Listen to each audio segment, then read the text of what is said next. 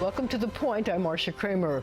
We begin with New York's largest budget crisis in more than a decade. Lawmakers will have to find a way to fill an estimated $6 billion budget gap. One of the people with the keys to the castle is Andrea Stewart-Cousins.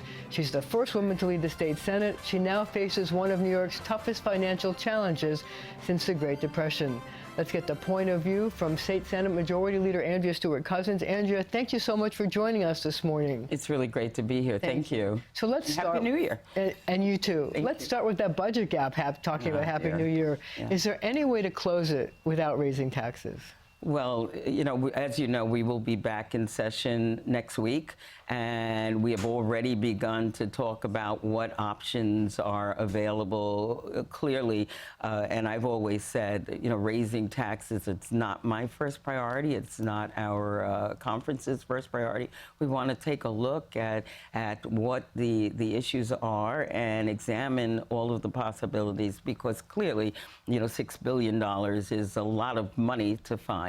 So this will be something that we'll do, the governor, the speaker of the assembly, myself, and the people who can help to figure out how to move forward. So it's a challenge, definitely. So are there any taxes that you would support? For example, like the millionaire's tax? Well, we've had that already, and we've. But you can increase it. We could do a lot of things, Marcia. And as I said today, I am in the, let's look and see how we can actually address this so that it does not hurt. I'm very concerned about certainly my middle class tax, my low income, people who are everyday New Yorkers we are focused on. And that includes, this big budget gap is in the health care piece, it's in the Medicaid piece. And so, of course, we care about making sure we are providing health services. So it is a very, very big puzzle, a big picture. But as usual, when these crises are set upon us, we do find a way to work through it. And I'm sure it won't be any different this time. So let me ask you this. There are also ways, instead of cutting or, raising taxes, there's ways of raising money. That's right. So what about looking at the idea of sports betting, raising money from sports betting? Other states in the area have it. Why not have New York mix? And our conference actually supported that when we were in session last year, last year. Senator Adabo has had So that you would bill. support it again as a way? We were supportive of it, yes. Do you think it's a long time coming and it should be enacted? I think, again, there's a lot of conversations about it, but every day I'm looking at commercials for New Jersey. And you say, I want a piece of that. Listen, there's certain things that we can see, are coming down the pike. So what we want to do is make sure, again, that we learn from what other people have done and that we are competitive with our neighboring states. And, we also look at what people basically would like to see us do. So, our conference has generally been supportive of that. So what about legalizing marijuana and taxing it? Well, again, we look at the tea leaves. Or in this case, the leaves.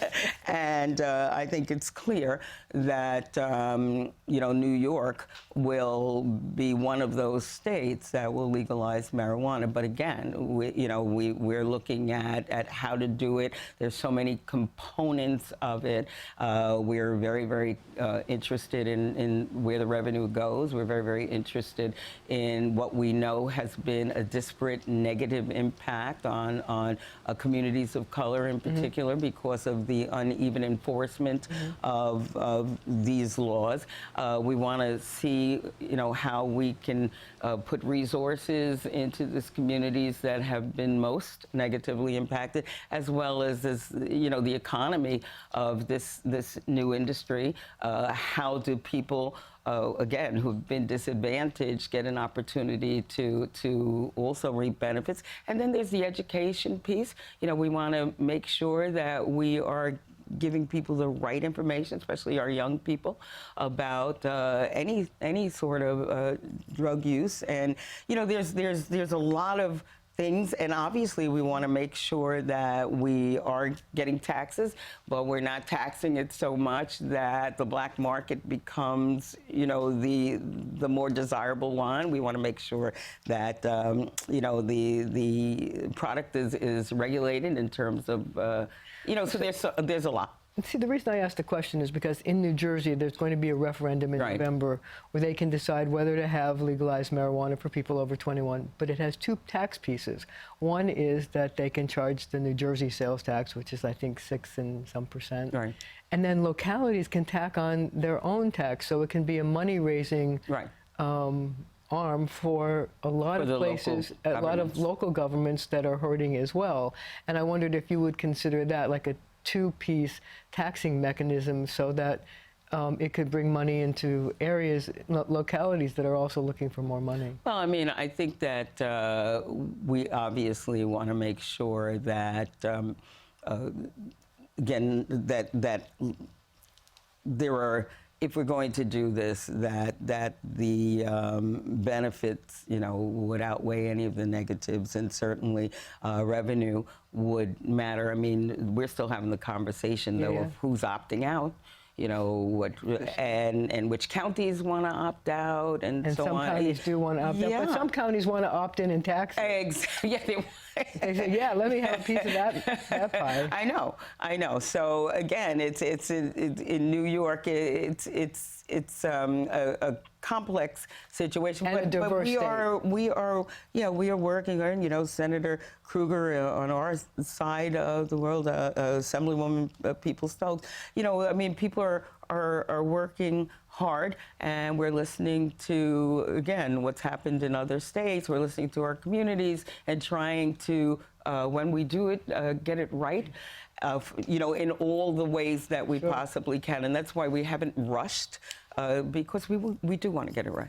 So let me ask you this: are there any areas of the budget that you feel that can be cut? For example, I know Medicaid spending is really rising. Do you see that there could be some cuts in the way Medicaid funds are dispersed?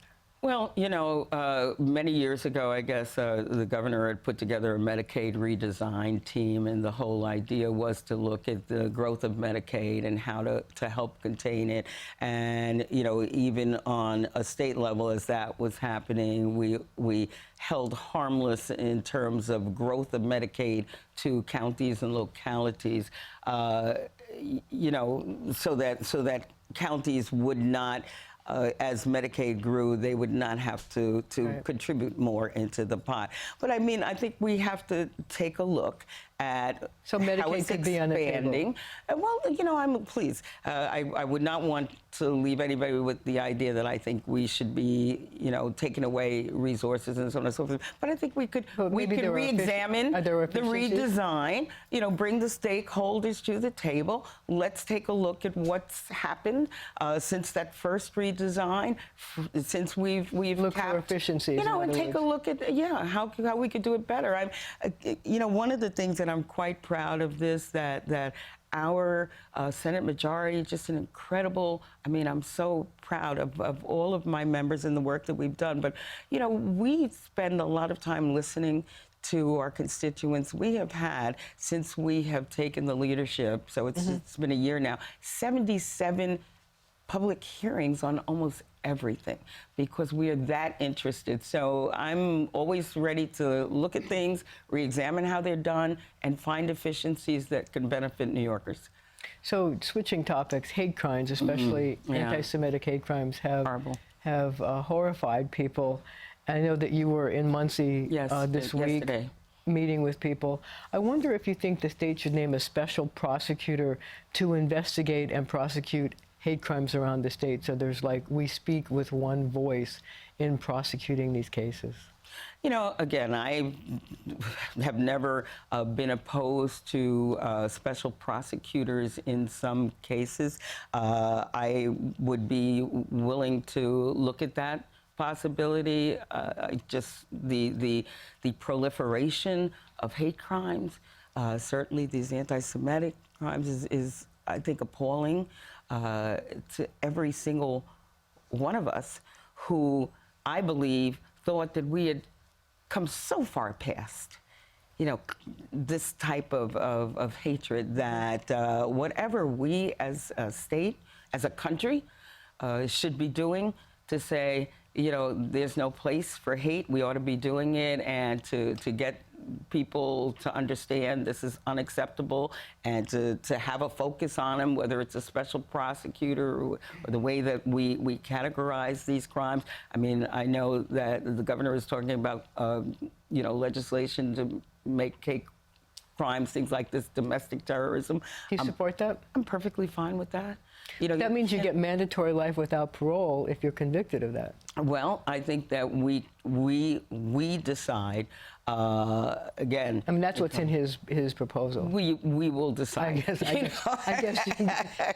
So do you think that's too tough a penalty, mandatory life without parole? Well, I think that we need to have a real conversation about what it is that but I think the sentiment, making it very, very clear that if you were, walking around threatening people because of who they are, how they are, what they believe, who they marry, whatever those things are, the color of their skin, it's just not going to work. And frankly, I wish there were louder voices on a national level about this kind of behavior, because suddenly, it's open season on hate, and I think that each of us has a responsibility, certainly in leadership, to make sure that people are not confused. We're not a country that is going to tolerate this. But I know that as you were in Muncie, I wondered when you spoke to the people there, if they talked to you about their need for more money for security. Yes. It's basically a very soft target there. Yes. I mean, and I wonder if there's any way the state can provide any money to help them toughen their security procedures. Well, in Muncie, I mean, you could have been in Muncie, because that was exactly what I heard over and over again. Can the state find some money? Well, we should certainly try. I mean, again, there was $40 million that we'd been put into making sure we're securing places like synagogues, and just this last session, there was another $20 million that was put in for non-public schools and that kind of security. I mean, one of the things that one of the rabbis asked was whether we can, open the spigot, because there are hurdles, and it's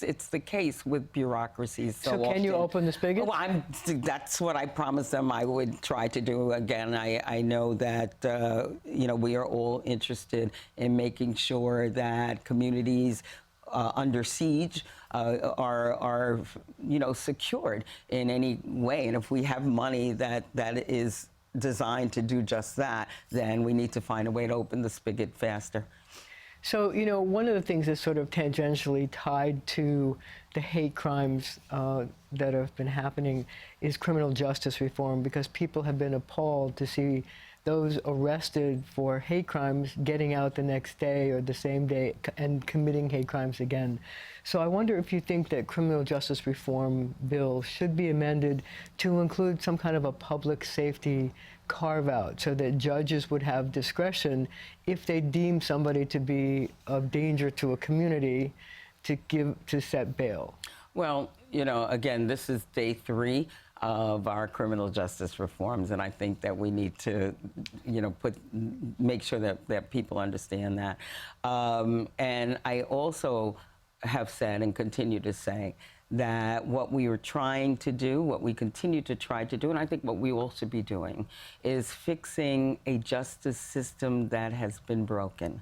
There have been, and just so everybody's clear, the reforms that we did basically is frankly at the core of what the criminal justice system. Well, 90% of the people who are held in jail pre-trial get out, right, and then wait to face trial. Exactly. But the question really is, are there people who pose a public safety concern? I mean, I can tell you that in other states where they've done similar things to New York, like New Jersey, California, and Illinois, they have a public safety carve-out that allows a judge some discretion, so that if you think somebody could, for example, in these hate crime cases, could go back on the street and then do it again, that you could set bail. You're not trying to say you can't get out of jail, but you have to have bail. Right. Listen, I am perfectly clear about the fact. Would you consider some kind of change? I think we need to take a look. I said this is day 3.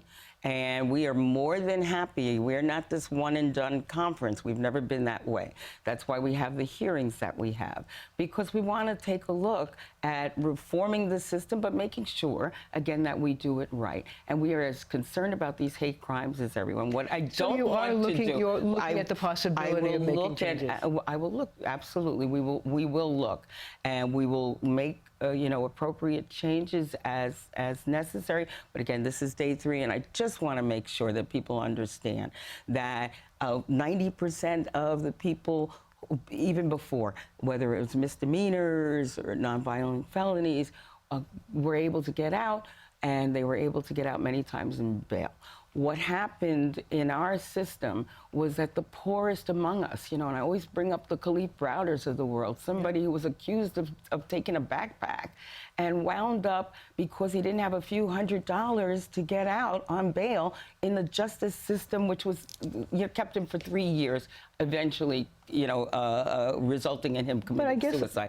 What I want to make sure is that we're not criminalizing poverty, that people are given a speedy trial. They know what they're being accused of, and by the same token, save New Yorkers money, because when you have people languishing in jail because they can't meet a $1,000 bail and they haven't been convicted of anything, it is the New York taxpayers that are keeping them in New York City to the tune of over $1 billion and outside. So we are trying again to make sure that victims are protected, but to make sure that a criminal justice system is just.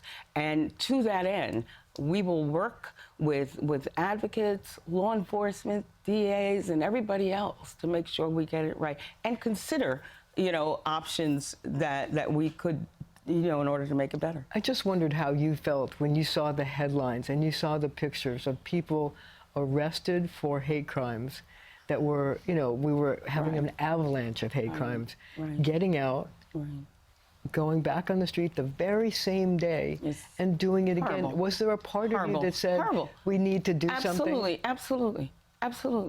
Because it doesn't send the right message. It sends the message that it's okay to hate Jews. No, and we don't want to, and that's it. It's not okay to hate anyone, and we don't want to therefore maybe you need to change the criminal justice system so you send that message. But this is why, you and I have just spoken about domestic terrorism. We've spoken about hate crimes. We need to do the things that we collectively know we must do in order to send the message loud and clear on every level. So I am willing to take a look at how we best do that.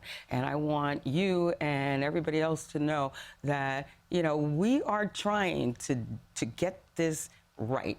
And absolutely, when it comes to the message that we are sending to New Yorkers, we want it to be very, very clear that we have a Senate, we have an Assembly, we have an executive branch that will not tolerate hate crimes, the proliferation of hate crimes, and whatever is necessary to do, we will do to make sure people understand. Andrea Stewart-Cousins, we can tell why you were elected to head the New York State Senate.